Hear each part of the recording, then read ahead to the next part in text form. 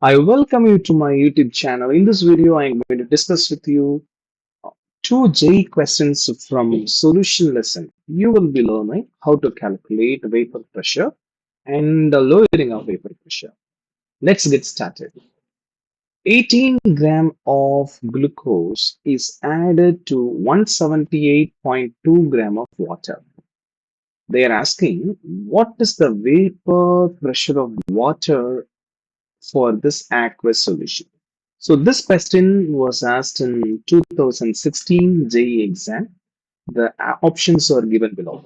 So here the concept that we are going to use is Raoult's law. The Raoult's law says P solution is equal to P naught into 1 minus number of moles of solute divided by number of moles of solute plus number of moles of solvent. Otherwise, this formula can be written as P solution is equal to P naught into mole fraction of water. Okay, so now first thing what we need to find is what is the number of mole of glucose present. So the given amount of glucose is 18 gram. The formula to calculate the number of mole is mass divided by molecular mass. The mass of glucose given is 18 gram. The molecular mass of glucose is 180. Simplifying this, I will be getting 0.1 mole. Then we'll have to calculate the moles of water. So here water is acting as a solvent. Molar mass of water is 18 gram. Again, we are going to use the same formula to calculate the number of moles, mass by molecular mass. Simplifying this, we will be getting 9.9 moles. Right. Then I have to calculate the mole fraction. So formula to calculate the mole fraction is number of moles of water divided by number of moles of water plus number of moles of glucose, right?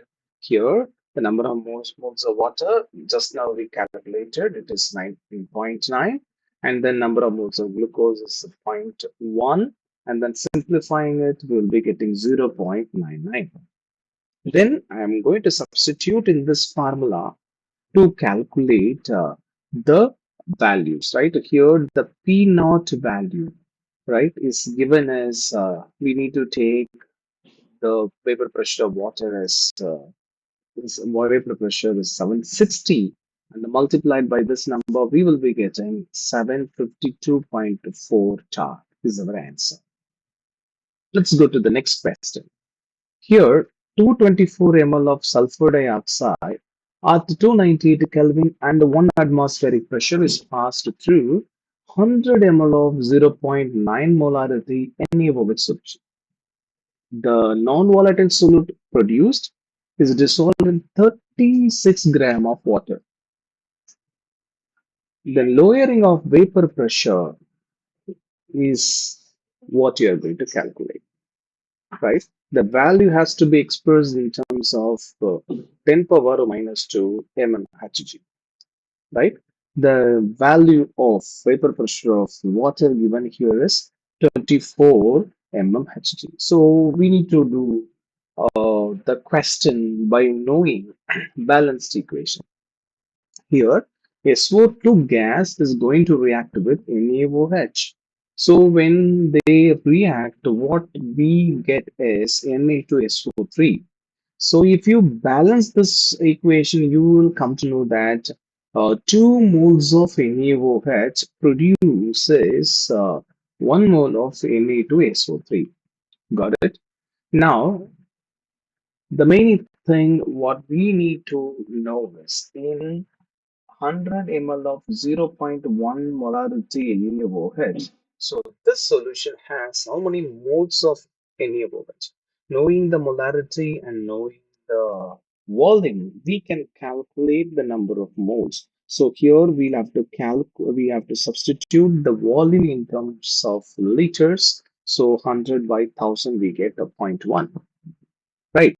The next one, we need to calculate how many moles of Na2SO3, right? So here we have come to know that 2 moles of NaOH produce 1 mole of Na2SO3, right?